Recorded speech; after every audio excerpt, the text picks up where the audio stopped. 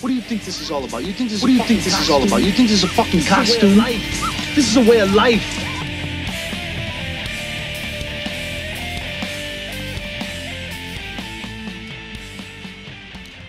Hey, BALLBUSTERS, Bates here with your friend and mine, Ray Mungus, and we're ready to half-ass it tonight on episode 14 of A Way of Life Live.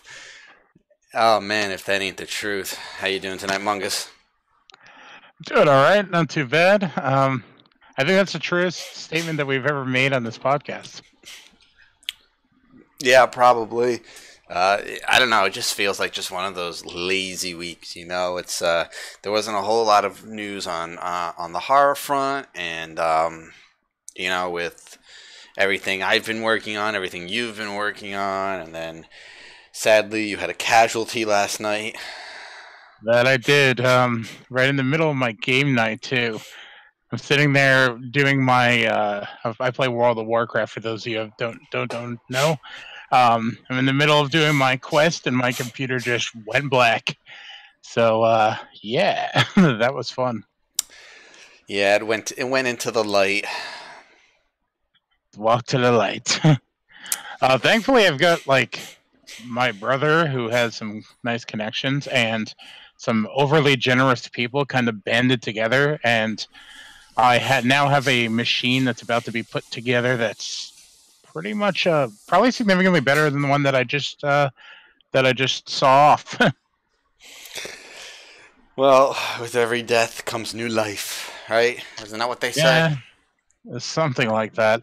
I'm gonna go through hell reinstalling everything, but once I do, I'm gonna have a nice shiny 1 terabyte worth of space to start working on videos. So that's a good thing. There you go. Additionally, to the 8 terabytes that I have filled in my computer right now.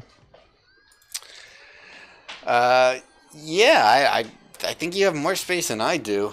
I mean, for all of the videos that I make, I have a 2 terabyte drive that I put them on, but I also share that with my weekly Windows backup. So yeah, Lord knows I wish I did one of those. Yeah, they come in handy, let me tell you. I can imagine. But enough about my casualties. How was your week? It's, you know, more nonsense and bullshit with the house, you know, same old shit. Working on a new recording setup for us for MBH podcast. Still in the middle of testing everything out. I got a few more things I need to just line up correctly before I can fully test the setup I'm working on, but it should be significantly better than episodes 1 and 2.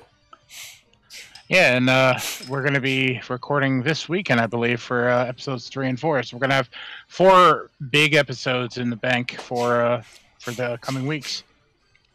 That we will.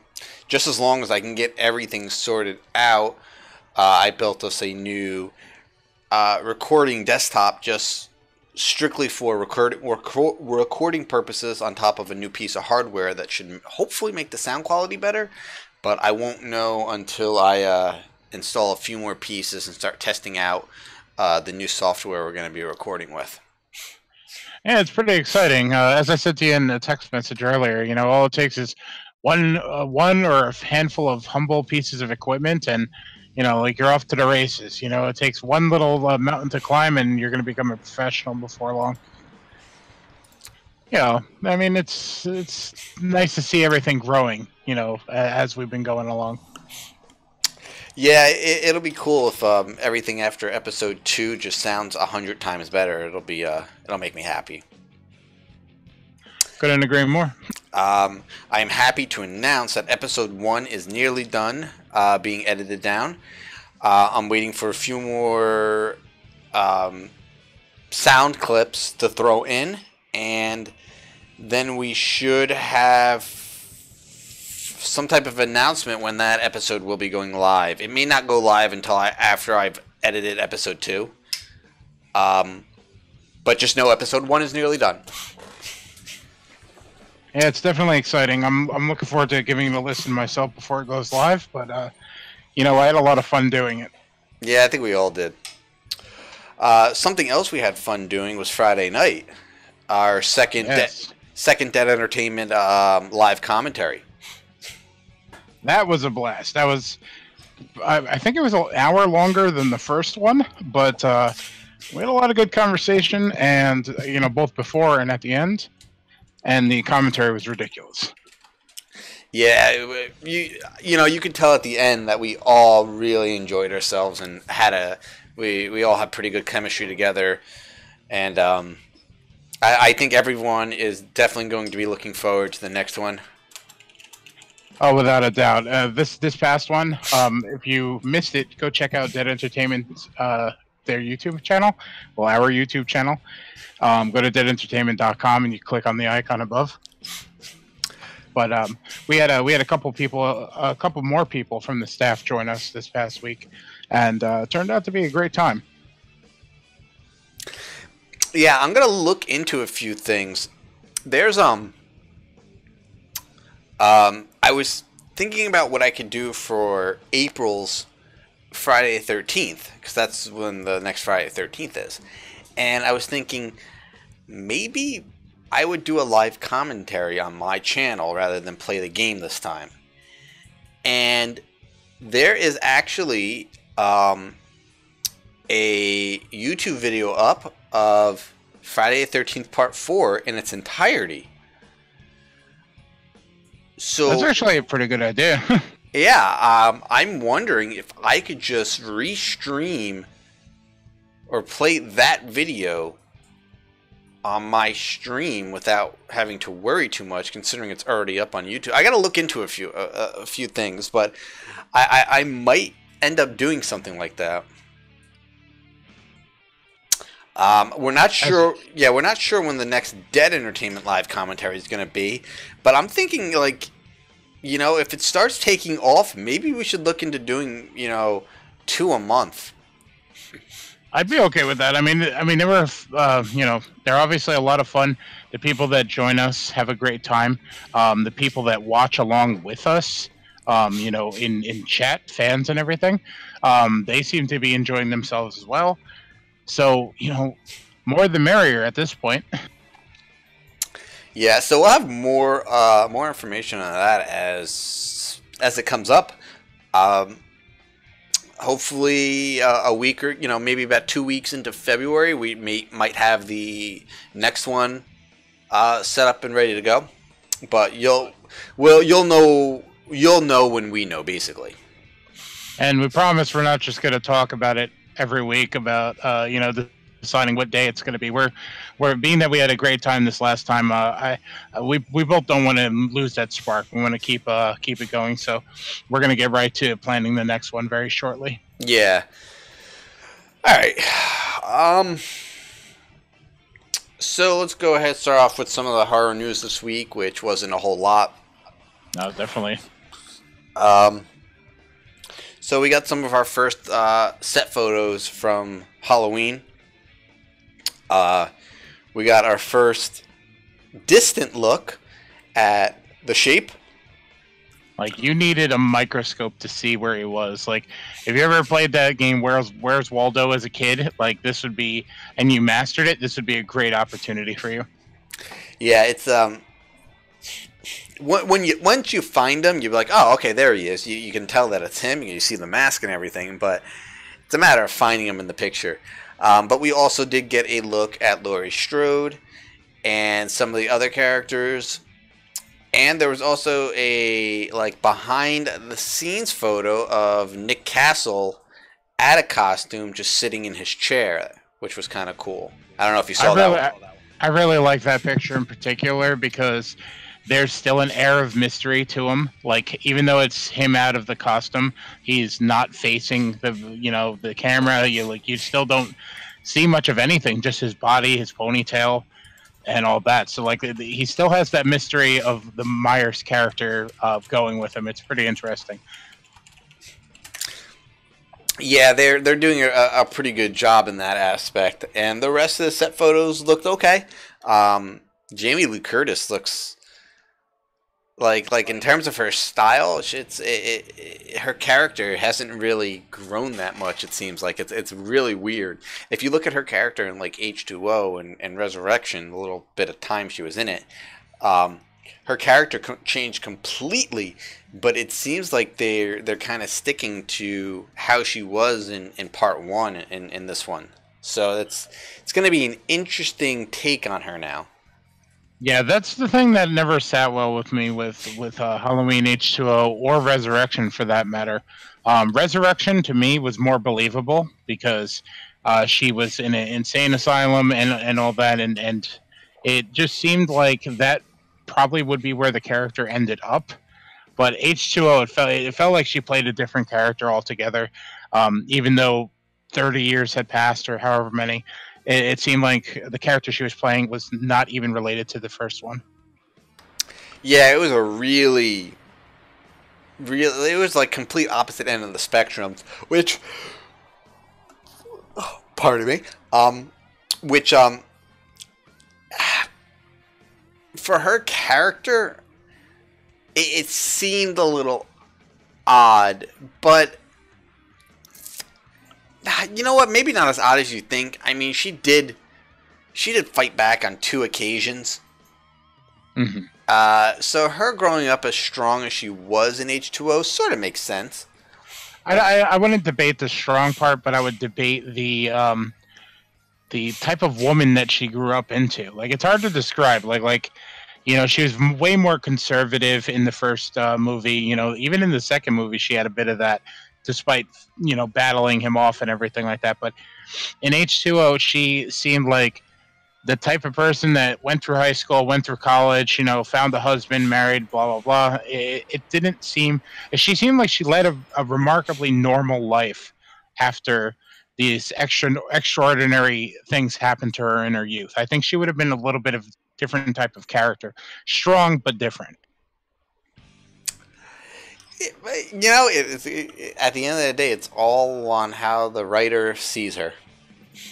Exactly. But I think in this particular case, just by looking at the picture alone, it seems like they're going to...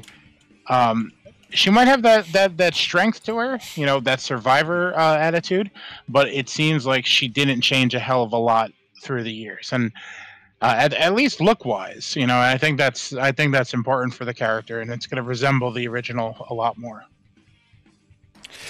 Yeah, that's the vibe I'm kind of getting. It's going to be the same character, but not the same character in some aspects. I think we're in for a pleasant surprise in that aspect.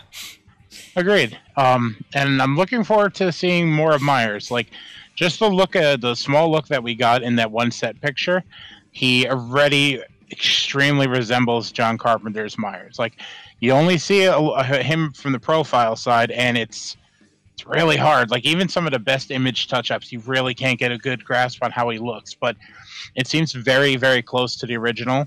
It definitely takes away from it moves away from Rob Zombie's vision.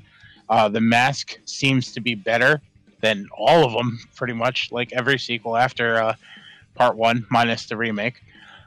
So that's going to be also fun to see an official image of, which I hear is coming very soon from a couple people, a couple of my little sources. Yeah, well, it's not hard to make a better mask than the ones we've gotten after the first 2 movies. I mean, the masks in 4 and 5 and 6 and 7 and 8. I want to meet the person, okay, that okayed these masks and just say, like, how much cocaine were you on when you said these masks represent the prior Myers? Yeah, especially 4 and 5. They were...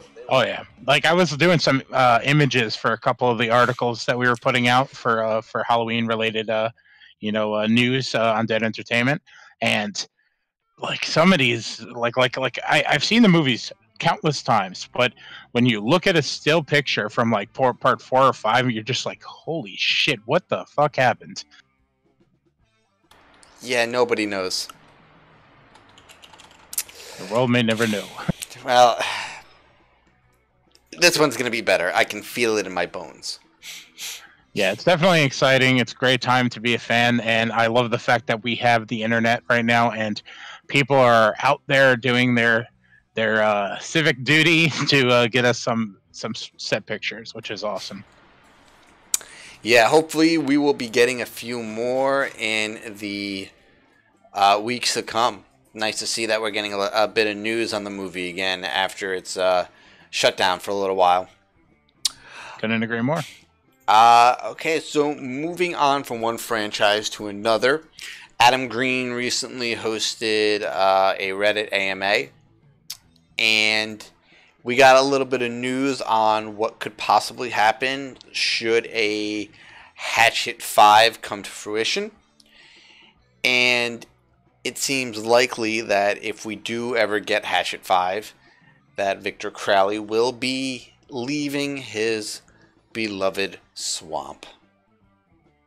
That's interesting to me because in the lore, I still haven't seen Victor Crowley, so correct me if I'm wrong, but in the lore, he is a repeater. He is a ghost that haunts the area of where he was done wrong, basically. And until his spirit rests or whatnot, he's going to continue to return and, try to seek revenge on people that probably don't deserve it, but who cares? It's the type of movie we want. So how does he exactly leave the swamp? That's what I'm curious about. See, I was wondering the same thing because I didn't get that either. It's basically, I thought, the swamp was his. If you don't go in the swamp, you're fine. You go into the swamp, you're dead. It's just, that was the fun behind it. And taking him out now, I don't know if I'm 100% on board with this. Well, let me ask you this. What if a tree gets removed? Or what if they decide to take his cabin down to, like, Hollywood or something like that? You know what I mean? Like, does the haunting part come with him? Does his spirit come with something removed from his swamp? That may be a loophole to get him out of there. I think you are grasping at straws. Oh, absolutely. I'm just trying to make sense of it. But then again, we're talking about a swamp monster that kills people. Realistically, swamp monsters don't exist, so we could pretty much make up the rules as we go along. No, even by swamp monster standards, you're grasping at straws. The only reason I'm grasping at straws is because I would like to see Victor Crowley wreak havoc on, I don't know, Manhattan, maybe? Oh, you mean a boat? No, this time really Manhattan. Oh, you mean Canada? Manhattan, damn it. No boxing match, no guitars. Maybe guitars, I don't know. Maybe he'll stop at a concert at a Hammerstein Ballroom or something, who knows. Well, all I can say is, oh, pardon me again. We're going to be taking naps on these podcasts from here on. No, I'm not. We're going to get about 10 minutes in, and then we're going to have a nap. I'm not even tired. It's just been a long week already. I hear you. I'm not. I can't say I'm 100% behind this idea of taking him out, but I guess after 4 sequels, it gets to the point where you kind of need to do something a little bit different. So I get that aspect.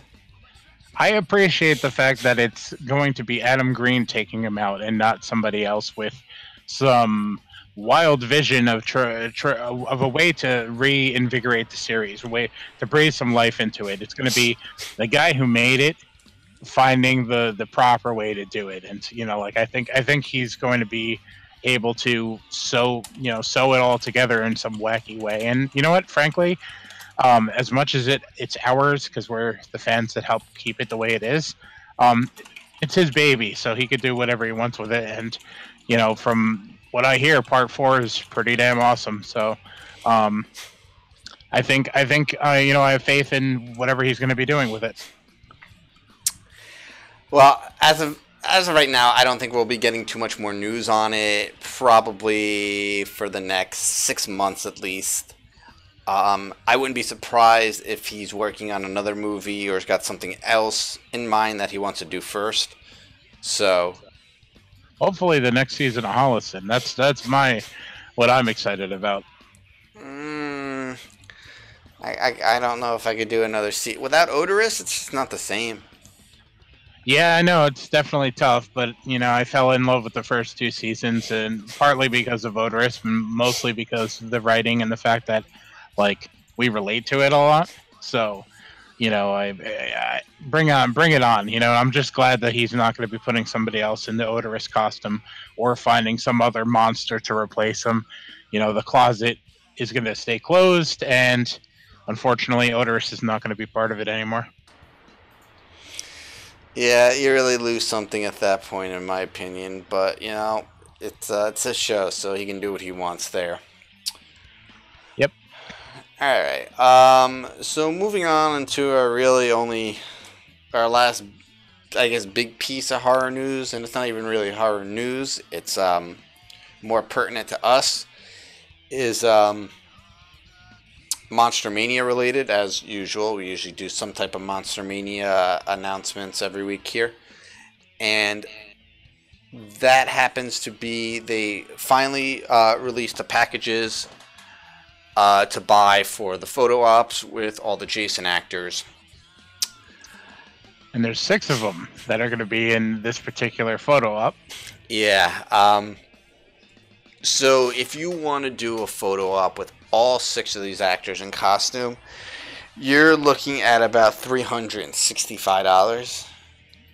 Yeah, a little bit steep. We definitely understand why this is the case, and we understand the amount of work that goes into putting 6 Jason actors in their costumes from the movies and their special effects makeup and all that for the photo ops. But for an average fan, it's a hefty sum. I mean, you're talking about a show that also includes autographs from John Carpenter and photo ops with Tim Curry. Your fans are not going to be able to pony up this kind of dough. There's going to be some, but it's definitely a little discouraging, and it's not Monster Mania's doing. This is all brought to them by, the photo op company that handles this stuff, and they just abide by what's presented. And you also have to take into account that there's 6 actors that are going to be sitting in heavy makeup and heavy costumes for Lord knows how long all day doing this. But from a fan standpoint, with only 2 people allowed within that picture, within that photo op, it's even at like $200 a pop, or a little bit less than 200. It's still a commitment. Yeah, you're talking about splitting it with $180 a person. Yeah, exactly. And then you consider autograph prices entry to convention, autograph prices going up significantly. People charging wild numbers these days for photos at a table and such. If I were to do this package in particularly, I would just do this. This would be my big expenditure for the weekend, and you wouldn't eat. Yeah, pretty much. Even now that we're looking at the cost and we both agree that it's kind of out of our wheelhouse, I'm still fucking tempted, because when the hell are you going to get this opportunity ever again? But on the other hand, that's a chunk of change, my friend. Yeah, it's you got to weigh it out. Now, originally we had planned to do it because we were figuring that we'd be able to split it between 3 or 4 people, and that would have made the price, no matter what, at least tolerable. But they limited the amount of people that can be in one photo op, and that's 2 adults and 2 children. Sadly, none of us are going to pass off as children, even though we act like it sometimes. Richie mentality-wise, yeah, but... Very true. Jaunty, if we brought him along mentality-wise, but it's not like he ever has money either. That's true. I don't know, man. It's this is the one thing that took the wind out of my sails for this entire convention. And it has nothing to do with this convention, though. We're not saying anything bad about the con. We're not saying anything bad about the practices or anything, or even the photo op itself. It's just that, like, from the wallet standpoint, it's just like, oh my god, like this is a big one. Yeah, it's a massive blow. You know, a lot of fans, including ourselves, were really looking forward to this photo op, and we knew it was going to be pricey. I personally thought we were looking at like a $200 plus photo op, but when they hit us with $365, I was floored. I was like, I can't believe that. And then when we found out that only 2 people can be in it, it was almost like that's it. That's the nail in this coffin. There's no way I'm even considering ponying up $180 to do this. And you're a way bigger Jason fan than me. I love the Friday series. Don't get me wrong, but you're a diehard. You know, like you've got ink for Jason. Yeah, I do, and I really am, which is why this is so discouraging. I mean, even if I did decide to, you know, if I found someone to split it with me, it would still just like I don't even know if I could even do it then. It is a massive chunk of change that would be like all of my spending cash for the weekend, and the crazy thing about this is it's at Monster Mania's biggest convention, dare I say. Like, there are so many names on this convention that I want to meet, and just like thinking about possibly budgeting for it, you know, is giving me anxiety. You know what I mean? Like, I'm just like, okay, well, I'd like to meet him. I'd like to meet him. And I always have like this huge extensive list of who I want to meet. And then when it comes down to it, that list generally gets cut by like, you know, at least 2/3. And then I narrow it down even more, end up getting only a handful of autographs at best. But with a handful, it's still a very big price commitment. Now you add $180 for a quick 2-second photo where it's just like I've done one of these photo ops with Stan Lee before, and you walk up to the person, you look at the camera, they snap it, and they pat you on the ass on the way out. That's just, you know, how quick it is. And all right, well, now I'm going to argue that point a little bit. You're talking about Stan Lee, who's in his mid-90s here and probably had a couple hundred people who did this photo op. All right, now you're talking about this other photo op with a bunch of actors who you know are gonna, you know, have fun with it. Aside from maybe except for Ted White, who's also in his 90s, believe it or not. Yeah. And there's probably only gonna be a dozen people who do this particular photo op. You know, and I might be generous there. So it's very possible that, you know, a person could go up and maybe take a couple of pictures in different poses just because of the price of this, and you know, the actors are known to have fun. So, you know, so you might get a little bit more out of it, but you're still only talking about a minute or two. Yeah, exactly. I mean, even with getting this thing framed, you know, like, because, you know, it's going to be a beautiful picture to you know, hang up. But even with getting it framed and everything, it's just like, do you really want to dive into it for that much money? You know, and I appreciate what you're saying about, you know, the possibility of being able to have fun with it, or a little bit, or maybe interact a little bit more with them in costume, maybe get your throat choked by a cane hodder or whatnot. But that's still a possibility that's not guaranteed. I'd much rather keep a realistic, you know, frame of mind of what I've dealt with before. You know what I mean? Like, expect the worst, and if you don't get that, you're not really screwed over, I guess. Yeah, you know, thinking about it, I guess it's all going to be depend on how many are doing this photo op. And, you know, if they let you, as I said, if they let you take a couple of different pictures and let you kind of set up your own scene, I think at that point, yeah, that might actually be kind of worth it when you think about it. Yeah, I agree. And generally, the companies that Dave has been working with have been pretty interesting. Some of them had like really creative backdrops that they've kind of Photoshop in via the green screen. Others looked more high school yearbooky, which is a little disappointing. But like, when you get 6 Jasons in costume, like, I don't think that's all you're going to get. You know what I mean? Like, there's going to be probably a decent enough presentation to make it worth the purchase, but even then, it's still pricey. Yeah.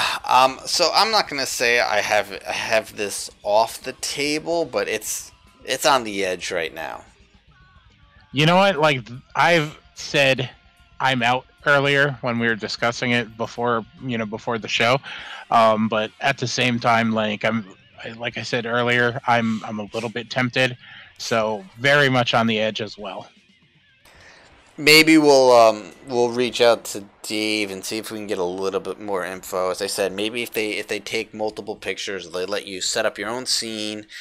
You know how you want to, the actors to do it. Because I mean, you're paying so much money, they should kind of give you a little bit of control. Yeah. Just I'd also like courtesy, one extra person. I'd also like one extra person in there. Like, not to say that I'm like looking to, skirt the rules or whatnot, but like 2 people just seems ridiculous. Like, I understand it's like that. It's the way that this thing is being ran, but for a group of 3 or 4, it's not exactly unreasonable. They don't need to make that much money per per 3-second, 4-second photo. I don't know. It's a crazy. It's crazy looking at it from both perspectives. So I mean, I have one opinion, they have another. So we just got to see what exactly the situation is and decide from there.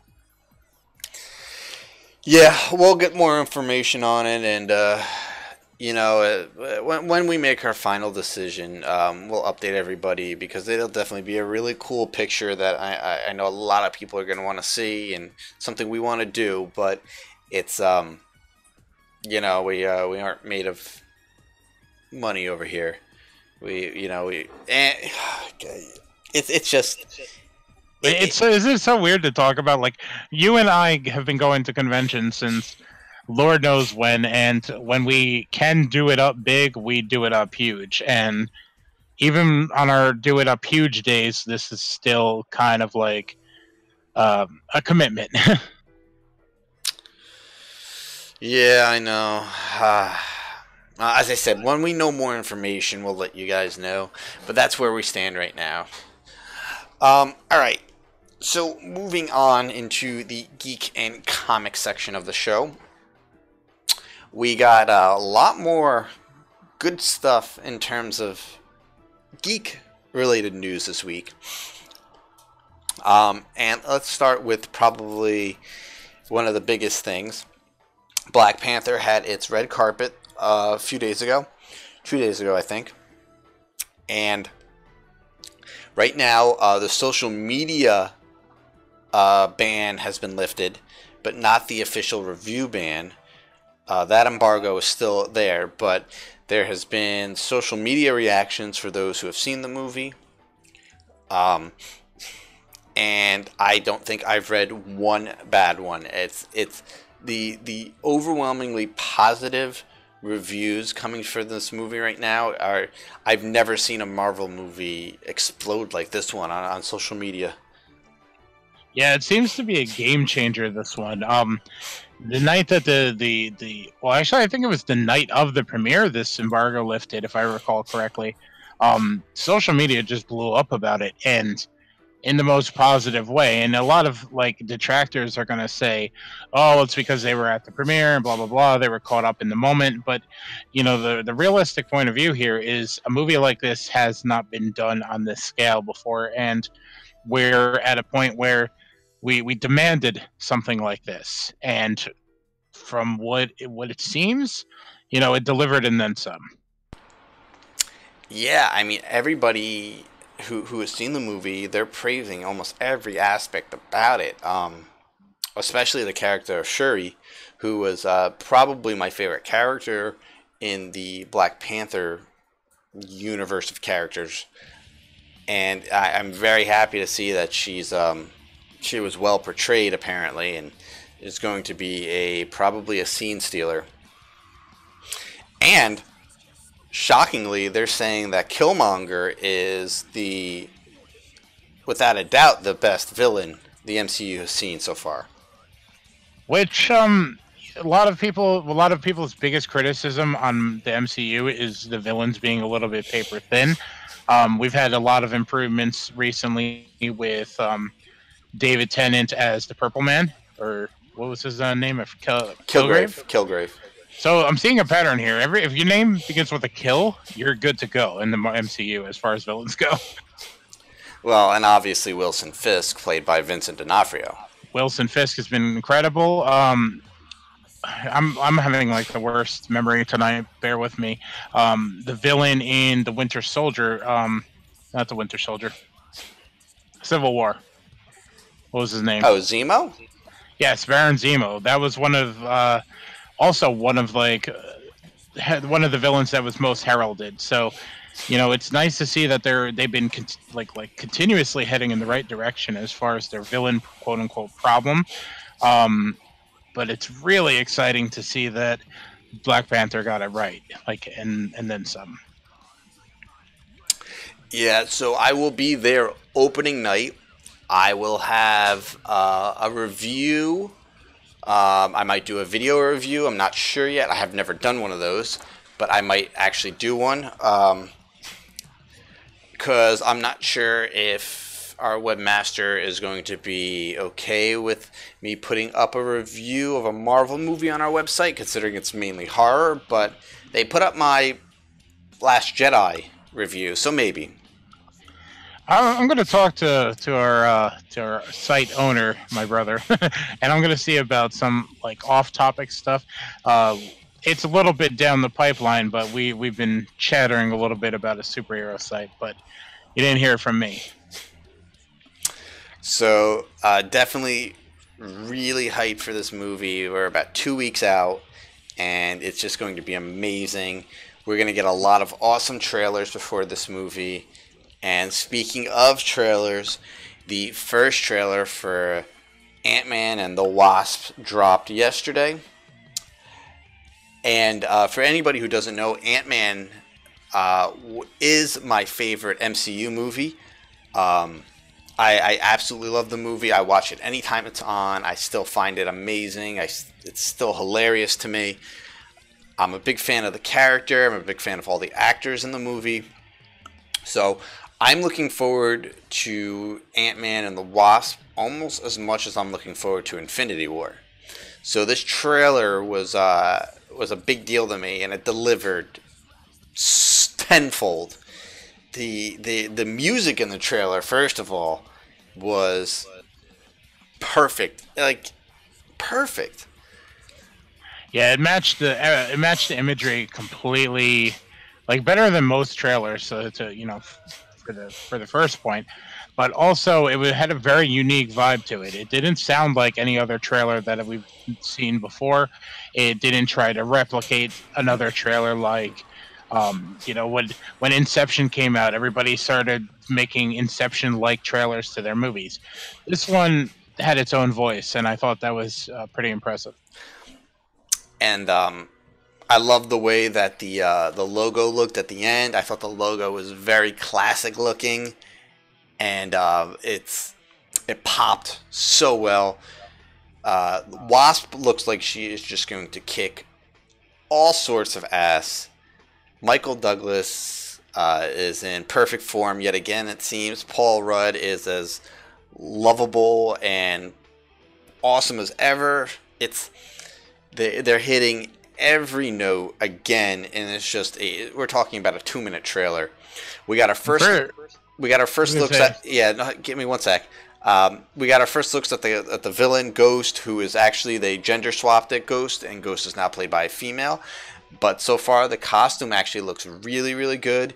It's not quite the comic costume. It actually looks more like a Tusken Sand Raider from Star Wars, but I'm okay with it. It looks pretty menacing. Yeah, I couldn't agree more. What I was going to say before is that for a 2-minute trailer, this thing threw everything at you. And it's supposed to be just a teaser trailer, but by the time the first, the runtime, the 2-minute runtime pretty much ended, I had to go back and watch it a second time because there was just so much being thrown your way. The scene cutting, the editing, it was very fast paced, and there was just so much to look at that you had to watch it another time. And then by the time you were done watching it a second time, you wanted to go back and enjoy it for what it was a third time. It has a lot of like it pays off in dividends. It's so worth your time just to check out. But there's so much to look at it within that small time frame. Yeah, they do literally throw a lot at you, including a giant, oversized Hello Kitty Pez dispenser, which was amazing.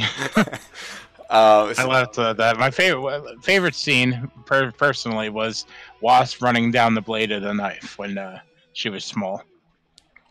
Yeah, there were a couple of standout scenes. The van shrinking and then going under the other van and then blowing back up. Impressive. That was I really enjoyed Michael Douglas shrinking the entire building.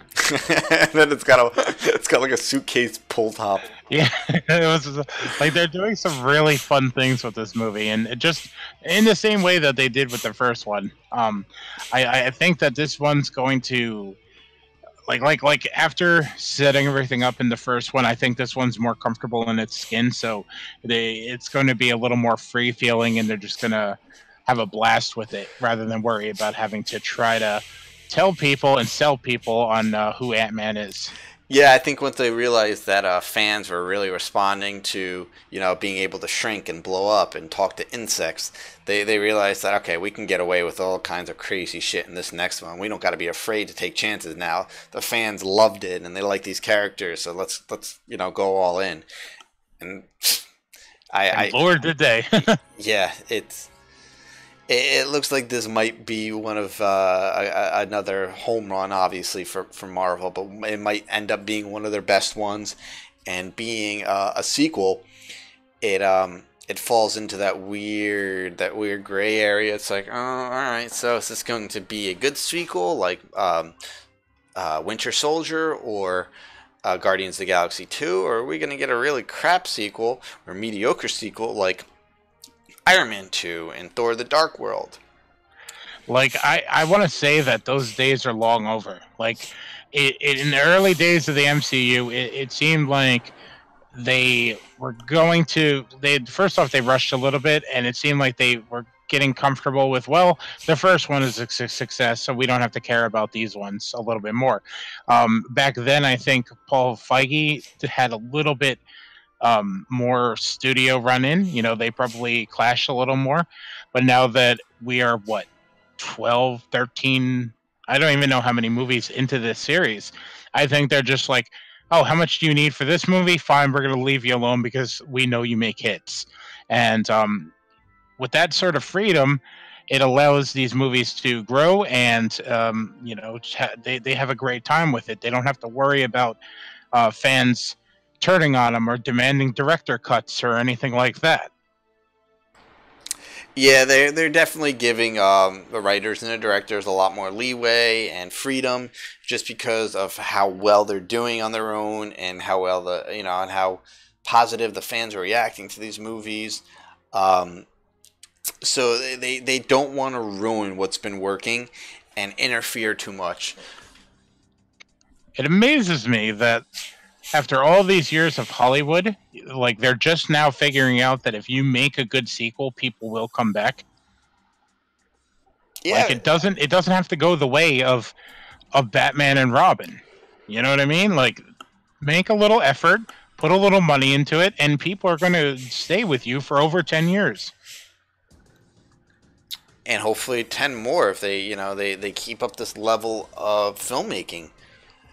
And they don't look like they're about to stop either. Like, they keep bringing in fresh and interesting actors, actresses, directors, writers. Like, a lot of people like to criticize Marvel for being, or Marvel or Disney for making movies by committee and such, or not giving the proper freedom to newcomer directors. But, like, under the guidance of producers that have been continuously making home runs or hitting home runs, why question that? Why worry about it? They're continuously showing that they can make different type of movies successful, and it's working. So, why break that? I don't think they're going to. Not until they have a couple of big flops or failures. And I just don't see that happening. I mean, Infinity War is going to be one of the biggest movies of all time. Everybody already knows that. Ant-Man and the Wasp already looks amazing. Black Panther is going to be a surefire hit. That also leads us down to Captain Marvel. We got our first set photos from Captain Marvel. And I'm talking about the real Captain Marvel, not DC's Shazam, who actually also started filming this week. Did it? Apparently. I didn't really hear about it much on any websites. Yeah, neither have I. Like, there was some news, when... I forget the guy's name. Again, brain's mush today. When the one dude got cast as Shazam. But it's been relatively quiet since. Yeah, no, I heard apparently it started filming. But I mean, I didn't really see anything about it on any comic book websites. I happened to hear about it from everyone's favorite DC idiot. Yeah, we're not going to mention him. Yeah, no, but we got real Captain Marvel news as we got to see Brie Larson, and what I'm going to assume is going to be her first of 2 costumes in this movie, and it looks like they're doing a real nice throwback callback to the original Captain Marvel uniform, and possibly her original Kree uniform, which were a green and white color variation. Anybody who knows Captain Marvel now knows that Captain Marvel wears a blue, a nice bold blue and a nice bold red and gold yellowish costume. Those are her colors. Well, a lot of, she wasn't wearing that. She was wearing a green costume, kind of a green and, was it green and black? Green and white. Yeah, I think it was green and black. So, and again, these are the colors of the original Captain Marvel costume that was worn by Marvel. I find it funny that the internet immediately, tried to call foul on the fact that they got the colors wrong. And even started cracking jokes that, hey, this is the best Green Lantern costume yet. But, pick up a comic book, people. Take a look in the history and see exactly what they're going to do. They're not going to go into a movie like this and get something glaringly wrong. This seems like it's going to be a transitional costume, maybe the costume she starts out with, and by the film's third act or at the very end, she's going to be represented the way that she was supposed to be, or the way she is currently, rather. Yep, pretty much. I mean, maybe at that point when she's wearing that costume, she might not even be going by Captain Marvel. She might be she might be going by Miss Marvel. That could be a fun little throwback, calling her Miss Marvel. Yeah, I agree. I don't think we're ever going to see a Miss Marvel suit in these movies, but hey, you never know.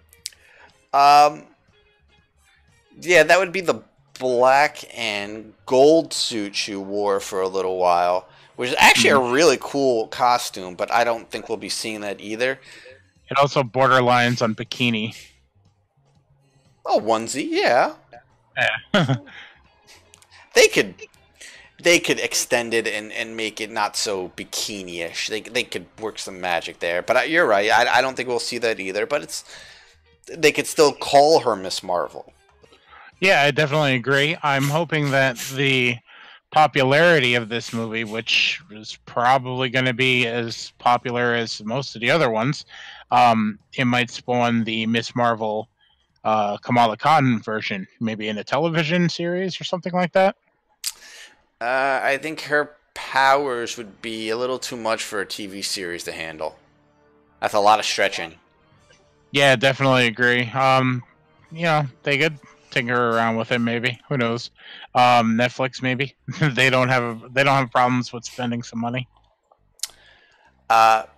Before we move off this topic, I was thinking I'm wondering if Marvel is actually going to make some type of cameo in this movie, which would be really cool. We haven't really seen any of that particular family or those type of cosmic heroes yet. We haven't seen Marvel, we haven't seen Quasar, we haven't seen Nova, Philavel. All of these cosmic characters have been kind of missing. So it would be nice to get at least one of them in, even for a cameo of some sort. That's what I'm kind of hoping for this movie. Yeah, it would definitely be worth the fan service, as far as I'm concerned. I don't know how deep they're going to dive into the whole cosmic, aspect of it. I have a feeling, just by the few set photos and such that I've seen, it might come off a little more grounded, a little more military based. But it would be nice to get some Easter eggs in there that throw back to the original characters.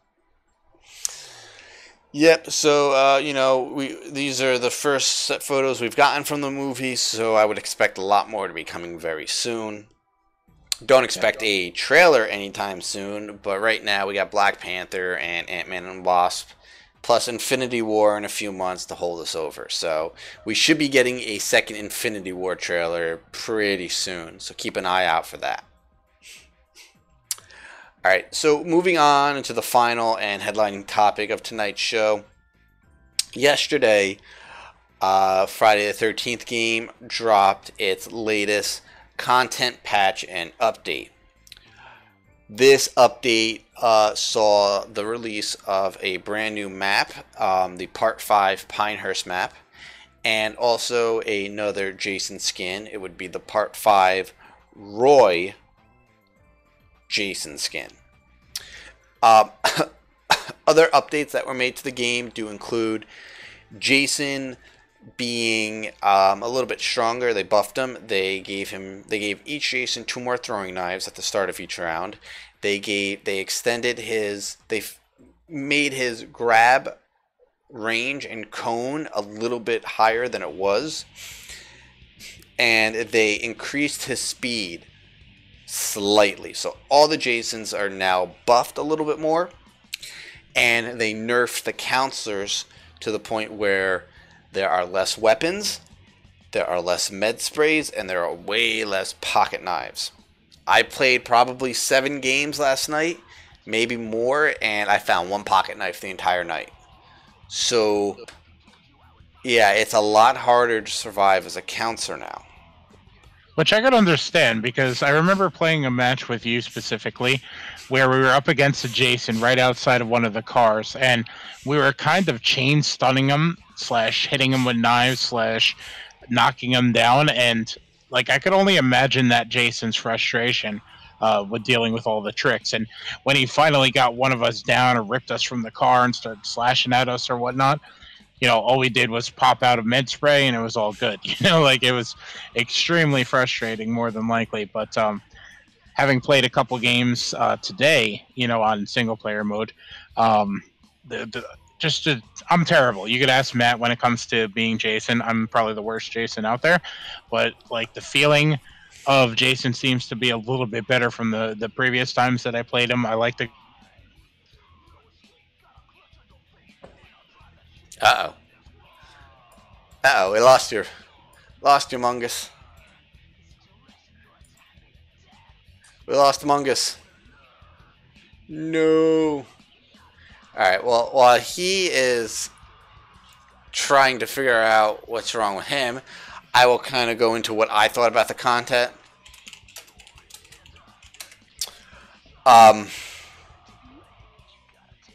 So the Pinehurst map. Are you there? Okay, anyway. The Pinehurst map is big. I'm talking Jarvis House big. If you played the game and you played Jarvis House, you know how big and just all over the place that map is. Well, Pinehurst is very similar to it. And at the end of the day, this is the 5th map we've gotten. And it's exactly like the rest of the maps. It's another forest camp map. You've seen one forest camp map. You've seen them all. The Roy Part 5 Jason skin actually played very nice. I like that he didn't have any cons, any negatives in shift or morph, but he also didn't have any strengths in shift or morph. It was kind of cool to have a Jason like that, where his shift and morph cool time were as neutral as it could be, and they gave him weaknesses that you would kind of understand for a human character. He had low HP. He was easily stunned, and I think he had weakened script strength, which all makes sense. I played one game as him. I killed everybody in the game. It was good. Now, my problem with the character is not how he played. It's just more of the other aspects of the character. Now, at the end, Mungus is having random internet issues, so he'll be back when he's back. I'm back, but if I drop, I'll be back again. Gotcha. So, at the end of each match, Jason, as long as he wasn't killed, you'll see the cutscene where Jason walks back to the shack and hears the voices of his mother, hears the voices of Pamela, encouraging him and telling him what a good job he did and whatever, blah, blah, blah.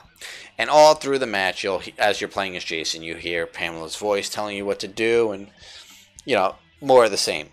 Well, Roy has the same thing. You still hear Pamela. You don't walk to the shack at the end of the match, though. You just walk out into the forest and disappear. So they got that part right, but you're still hearing Pamela's voice all during the match. To be killed is still the same way. Someone still has to get a sweater. They have to stun you with a sweater, and only Tommy Jarvis can kill you. Doesn't make any sense. So they really need to change that aspect up. I mean, you're playing with Roy. You're not playing with Jason. Even when you get the mask off, it's Roy's face. It's not some weird Jason face. It's Roy's face. It seems like a little bit of an oversight, unfortunately. Maybe that'll come with a future patch or game mode. Well, we got news today. We got an update on Paranoia. For anyone who doesn't remember, Paranoia is a new game mode coming. We haven't gotten too much information on it. We got a little teaser trailer a few months ago, and it basically seems like there's going to be 6 counselors, and one of them is secretly going to be Jason, but you just don't know who. Hence the paranoia. You don't know who to trust and whatnot. Well, we got some updates on Paranoia today, and basically, if I was going to sum it up into a sentence, it would be, don't hold your breath. Really? They have been testing Paranoia internally at their companies, at Gun Media and Elphonic, and they're saying that they like it, but it's just not fun enough. So it looks like they're kind of going to start from the ground, start with the foundation they have and kind of start all over with this game mode until it's at their liking. Have they confirmed that that's the plan, or? Yep. Yeah, that's brutal. I was really looking forward to that too. They are more concerned with releasing other content before getting out a new game mode, which is silly to me because nobody wants more forest map content and more just Jason reskins. They want a fresh way to play the game. And yeah, I agree. It seems like a double-edged sword. People want this, like too much of this, and they end up having to focus on what's important, what the fan demand is, and it just doesn't seem like that they're really taking that into account. No, they're not. I don't know. I don't think we're gonna get too much more news on this game mode for another 6 months, and then at that point, it's only going to be slight news. I mean, I'm not expecting this game mode anytime in 2018, to be honest. That's quite a setback for the game overall. And I was going to go into this segment to argue with you, but if they're not producing something significant you know, a la a new game mode, or you know, the ever demanded single player mode. I don't know what else, what other reason there is to really keep going with it. I don't know, man. It's right now. I'm looking at live statistics, and there's under 1,300 people currently playing the game on PC. Anyway, it's just. Thankfully, this game isn't a AAA title, and it could survive on things like that. But that number is gonna like dwindle very quickly if they don't try to make something interesting.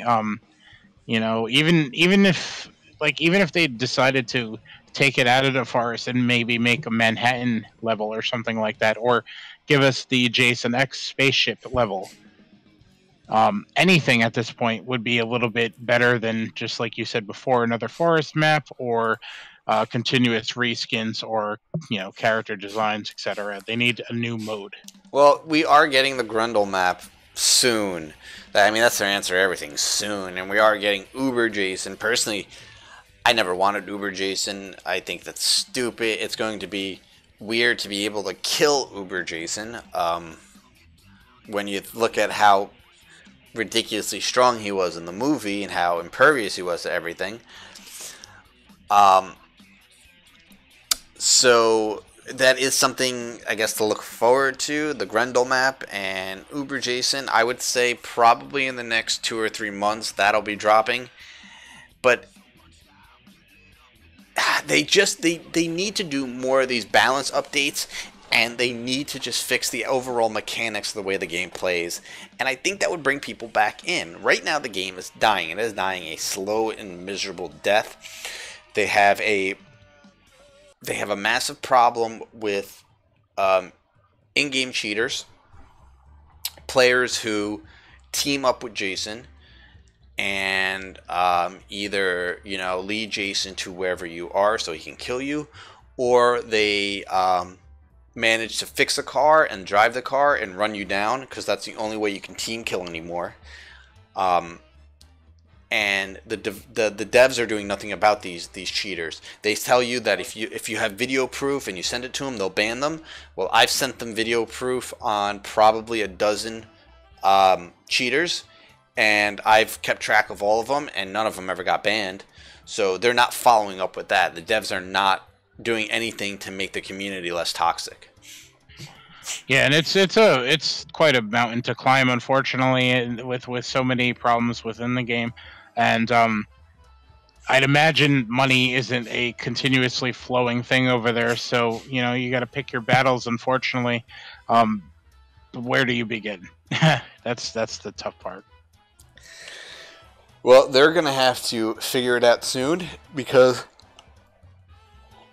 at this rate, this game doesn't have a year left in it. I don't know. I don't know if I would say that much. And I hate to keep like having this sort of conversation, because it rightfully so brings negativity. You know, it's realistically negative comments, but it doesn't help future players. You know what I mean? Like this sort of conversation doesn't help bring people in, because they want to avoid all the glitches and all the issues that the game currently has.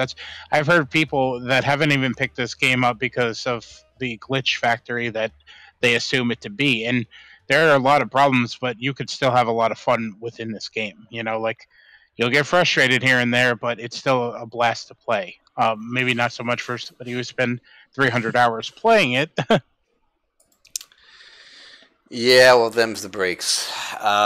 You know, tonight I actually got invited to play in some private matches with my buddy Matt Iokai. Depending on what time I get off here and if he's still playing, I might jump in a few of those private games, because at least in a private game, you know, you're not going to have to deal with those assholes in, like in a public lobby. So yeah, they're the worst. So we'll see. I wasn't planning on playing again tonight, but the private matches are a nice change. Oh, it's pretty early, and we're about to wrap this up. So, if you do play, jump on your stream, and everybody that's listening now, go follow him. Yeah. So yeah, that's pretty much my opinion on the update we got yesterday. The new Jason skin actually plays pretty nice. It wouldn't be a skin I would be opposed to rotating out every once in a while. I would probably still stick with Part 4. Part 4 is just brutal to me, but that's just because I prefer to slash kill people rather than grab kill them, because it makes them so salty. Oh boy, does it! Yeah, I've been on a few of your matches where people raged at you for it.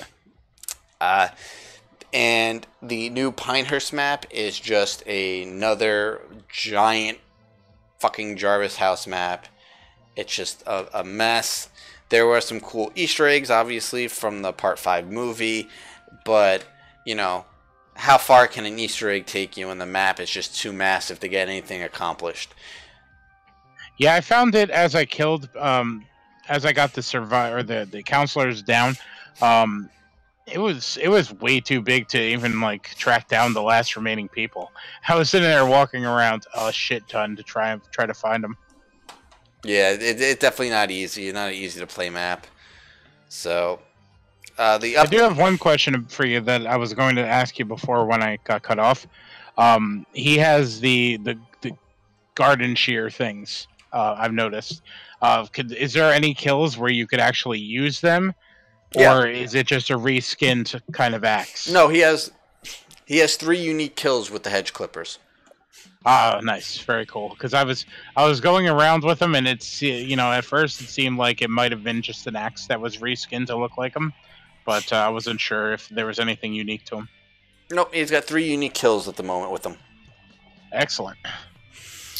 So right, the best thing that come out of this patch were the balance changes made to Jason and to make the counselors a little bit weaker, so it kind of is more of a deterrent to not go up and just try to beat the shit out of Jason. Now it's like, all right, you better run and hope you can survive now. So that was a nice change and probably the best thing that came out of this patch. It feels good, from what I've been playing. It seems to have a real nice feel to it. Yeah, well, I guess I know. You've been playing this for so long that you're just like the honeymoon's over. Me, I've only played a handful of games, so I'm still all wide-eyed.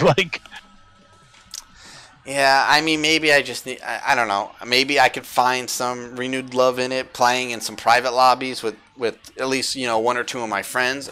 I mean, when me and John were playing together all the time, we were having a lot of fun with it. So maybe I'll be able to have some fun if I play with my buddy Mad Eye tonight. So we should get a game going, and once I get my rig set up, we should get a bunch of people in and do a stream. Yeah, that could be fun. May as well, instead of playing for by yourself or with annoying people, bring us along. All right, guys, that is going to wrap it up. Wrap it up for us tonight. Wrap it up. Wrap it up, B. Wrap it up.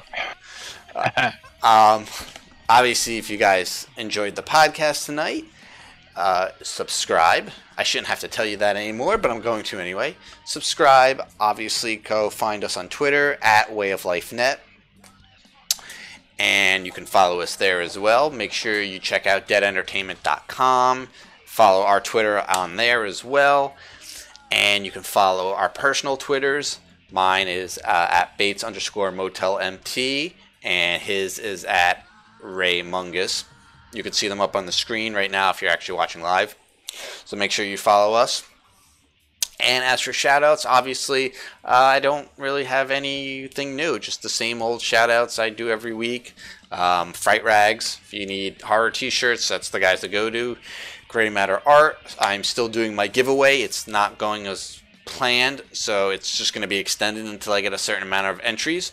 Gray Matter Art for all your poster needs and print needs. Obviously, Monster Mania Convention. We plug that every week. If you guys are anyone listening is in the tri-state area, check out Monster Mania. Go to their website. You can see the guests who are going to be there this year. And, if you're not doing anything in March, check it out. It's going to be a great time. It's got an amazing guest list this year. it's definitely not something to miss if you're a horror fan and you live in the tri-state area. And then all of my Twitter usual shout-outs, at Freddy in Space, at Jonathan Barkin, at Horror Movie BBQ. Horror Movie BBQ, at Dinosaur Dracula, at Kim Fall, at Max Fishers, and then my buddy Mad Eye Yokai, who also has a Twitter. It's at Mad Eye Yokai, and his YouTube channel where he makes some fun and unique videos.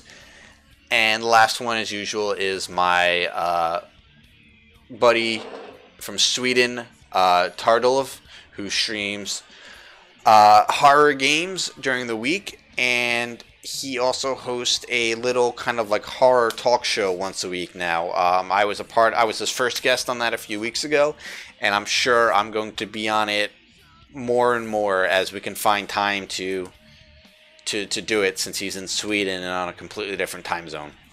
Speaking of which, did you reach out to him about having him on our thing? No. Get on that, because I definitely want to talk to him. Yeah, I know. I think it would be a fun episode. It would have to be something pre-recorded, though, early in the day. Yeah, that'll be fine. That'll be fun. We could pre-record it whenever it's convenient for him and whatever works for us. And then we will air it. We'll stream it live while we hang out in the chat with whoever's listening. Yep. I'll talk to him about it. I know he's working on like an article he wants to submit for the site, so we'll see what happens at that point. All right, cool. Let me know. And that's it for me. What do you got this week? At the top of this show, we said we were half-assing it, and that's exactly what I'm going to do. So no shout-outs for me. Wow. Damn right. Cold today. All right, that's going to do it. We clocked in this one at about $1.30, and after edits, probably going to come down to about, I don't know, hour 15, I would think. Maybe a little shorter. Definitely getting us to where we wanted it to be. Don't get me wrong, I could go on for 2-3 hours, and we have, about horror and geek shit, but we need to bring it down a little bit, so you guys can get on with your lives, and we could go play some Friday the 13th. My game is still paused from 7 o'clock tonight, in the other room. So I'm getting out of here, and I'm going to go play Friday the 13th now. Yeah, this is definitely where we want to be time-wise for these episodes. I'm glad we're finally starting to get onto that, into that butter zone, as I like to call it. As much as I love the longer ones, sometimes you just gotta leave certain news behind. That's what the key is to getting these episodes down to be a little bit shorter. Yeah, definitely. So again, thank you guys for coming out tonight. Chris, Magnum, all of our regular listeners who come in every week and listen live to us. Anyone who listens afterwards, thank you so much. We appreciate it. Again, make sure you follow us. Make sure you also. Sorry to cut you off, but I do have one shout out before I go. I wanted to shout out my friend Jessica Siegman and say hello because apparently she's listening. Oh, wow. Well then. Hey Jess, what's going on? Okay then. So again, thank you guys. Make sure you follow us on Twitter, our personal Twitters. Make sure you check out my channel, Live Deliciously in Game, and get in on the giveaway if you haven't already. I don't know why people don't like free things. It's mind-boggling. I don't get it. I do promote it pretty well on my Twitter. Maybe I got to find a new way to promote it. I am not sure. But it's, again, just so weird. Free stuff. I'm going to create a fake name, honestly, and I'm going to enter just so you get a couple more. I don't even want it, I just want people to win this thing, whoever has entered. But, yep, so that is going to do it for us this week. We will see you next week, same time, same place. And remember... What do you think this is all about? You think this is a fucking costume? This is a way of life. This is a way of life.